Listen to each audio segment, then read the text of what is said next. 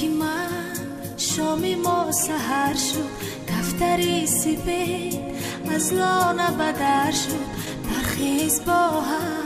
یک جای باشیم به کفتران دانه بپاشیم دانی ثواب خود بکاشیم آفتابکی من شامی ما سحر شد کفتری سیبید از لانه بدر شد برخیز با هم یک جای باشه به کفتران دانه بپاشیم